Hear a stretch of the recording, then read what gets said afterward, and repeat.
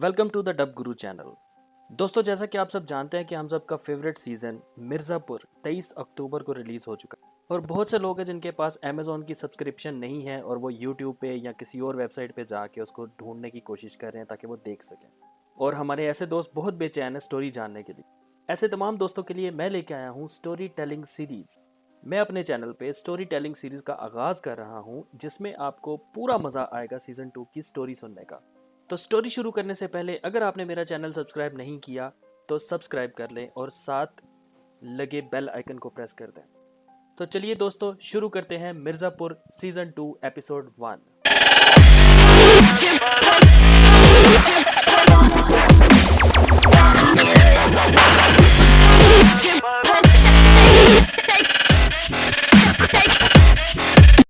तो दोस्तों, पहली एपिसोड के पहले सीन में हमें वो वाला सीन देखने को मिलता है जो हमें ट्रेलर में भी नजर आया था, जिसको देख के हम सब ने ये एज्यूम किया था कि ये वो जगह होगी जहां गुड्डू भैया मुन्ना भैया को ठिकाने लगाते हैं, जहां मुन्ना भैया की गाड़ी उल्टी पड़ी होती है और मुन्ना भैया आधे मरे हुए गाड़ी से बाहर लटके होते हैं और गुड्डू भैया उनकी गाड़ी उठा के पटक देते और ऐसा लगता है जैसे मुन्ना भैया मर गए।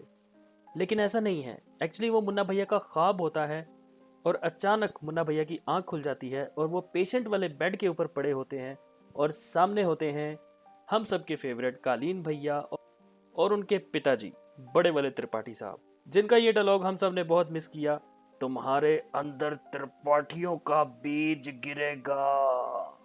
तो ये था पहला सीन।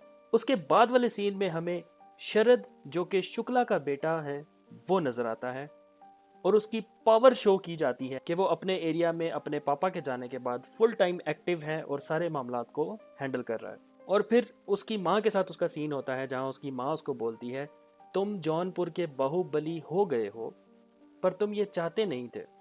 तो आगे से शरद उसको ये कहता है कि दो लोंडे हमारे बाप को मार के चले जाएं तो हमें आना ही होगा बीच में। और उसकी माँ बोलती है फिर तुम्हें मिर्ज़ापुर लेना होगा और वो दोनों इस बात से एग्री होते हैं कि मिर्ज़ापुर शरद को लेना ही पड़ेगा। और इसके बाद हमें नजर आते हैं लाला और उसका समधी जो कि कब्रिस्तान के पास बैठे होते हैं, जिनके सामने पुलिस वाला खड़ा होता है और वो पूछता है कि आपकी बेटी के रिसेप्शन पे जो कुछ हुआ, क्या आप किसी को नॉमिनेट करते हैं उस सारे कांड के लिए? तो लाला वहां पे कहता है मुझे कुछ नहीं पता। पुलिस वाले के जाने के बाद लाला का समधी लाला को कहता है कि आप मुन्ना को जानते हैं, तो पुलिस वालों के सामने मुन्ना का नाम क्यों नहीं लिया? जहां पे लाला उसके सामने ये कहता है कि हमारा बर्फी का कारोबार है और अगर पुलिस इन्वॉल्व होगी तो वो बर्फी के कारोबार पे इफेक्ट हो सकता है, जिसकी वजह से मैं रिस्क नहीं लेना चाहता। और लाला का समधी ये कहता है कि बेटा तो मेरा गया है और वो लाला की बात से एग्री नहीं होता, जिसकी वजह से आगे चलकर वो बेवकूफ़ी करता है और अपनी जान से हाथ धो बैठता है। इसके बाद हमें डिम्पी और गोलू साहिबा नज़र आती हैं जो कि रात के टाइम मेडिकल स्टोर से कुछ इंजेक्शंस और मेडिसिन वगैरह चोरी कर रही होती हैं और चोरी करके जब वो निकलती हैं तो वहाँ पे उनको एक आदमी देख लेता है और जब वो आदमी उनको देखता है तो डिम्पी और गोलू दोनों भाग जाती हैं वहाँ से और उस जगह पे हो जाती हैं जहाँ पे उन्होंने गुड्डू भैया को छुपाया होता है और गुड्डू भैया के साथ एक डॉक्टर को भी छुपाया होता है और वो छुपा के वहाँ पे सीक्रेटली रह रहे होते हैं और गुड्डू भैया का वहाँ इलाज करवा रहे होते हैं। और इस सीन के बाद हमें नजर आता है हमारा बुढ़ा शेर बड़े त्रिपाठी जी, जो कि कलीन भैया की बीवी मैडम बीना के पास आते हैं और बोलते हैं, गोली खा लो, बुखार उतर जाएगा, ठीक होगी तभी हमारे कमरा में आओगी। और फिर वो अपना तारीखी डायलॉग बोलते हैं जो कि उन्होंने नेशनल ज्योग्राफिक देख देख के सीखा है, शेर के मुंह को खून लग चुका है और वो भूखा भी है, हिरनी का नरम गोश्त फिर से चाहिए उसको। वैसे एक बात मानने वाली है, बापूजी ने सारा दिन नेशनल ज्योग्राफिक देख देख के डायलॉग्स मस्त सीखे हैं। इसके बाद हमें नजर आता है इस पूरे सीजन में सबसे ज्यादा पॉलिटिक्स खेलने वाला बंदा, जिसका नाम है जेपी यादव, जो कि सीएम का छोटा भाई है और वो सीएम साहब को मिलने के लिए जाता है लखनऊ में और अपने साथ लेके जाता है जरीना, जो कि पिछले सीजन में एक डांसर थी और मुन्ना भैया भी उसके पास जाते रहे। अब वो मिल चुकी है जेपी यादव के साथ और उसकी पार्टी वर्कर बन चुकी है और वो जेपी यादव के साथ जाती है सीएम को मिलने के लिए, जहाँ पे सीएम जेपी को बोलता है मुझे अकेले में कुछ बात करनी है। जेपी कहता है इसके सामने बात कर लो, ये पार्टी की कार्यकर्ता है। और फिर सीएम देता है उसके मुंह पे एक जराटेदार थप्पड़ और बोलता है, जिला में क्या हो रहा है? शादी में इतनी गोलियां चली हैं, हमारी रेपुटेशन खराब हो रही है, इलेक्शन आने वाला है, जल्दी जल्दी सारा मामला ठीक करो। इस सीन के बाद हमें नजर आते हैं स्वीटी के पापा जिनको त्रिपाठी बुलाता है अपने पास और कहता है जो कुछ हुआ उसे भूल जाओ और जो दूसरी बेटी है उसको ढूंढो, वो कहाँ गई है। और फिर स्वीटी के पापा त्रिपाठी से निकलते हैं और सीधा जाते हैं मौर्या के पास और मौर्या को कहते हैं कि मुझे अपनी टीम में रख लो, मैं इनका पूरा नेटवर्क तबाह कर दूंगा। जहां मौर्या उसको कहता है कि भाई अब तो हम खेल ही नहीं रहे, अब तो मेरी पूरी टीम मर चुकी है और मैं भी डर चुका हूँ, अब मैं इनके खिलाफ कुछ नहीं करना चाहता। उसके बाद छोटा सा सीन आता है गुड्डू के पापा का, जहाँ वो बड़े उदास और दुखी और रोते हुए नजर आते हैं और टाइपराइटर के ऊपर कुछ टाइप करके ऐसा शो करवाते हैं जैसे वो केस तैयार कर रहे हैं मुन्ना के खिलाफ, उनके बेटे के कत्ल का। और इस सीन के बाद हमें शरद शुक्ला एक बार फिर नजर आता है जो अपने एरिया के सब वर्कर्स की मीटिंग को लीड कर रहा होता है, जिसमें उसको शो करते हैं कि वो बहुत दिमाग से काम लेता है और बहुत सेंस है उसके अंदर।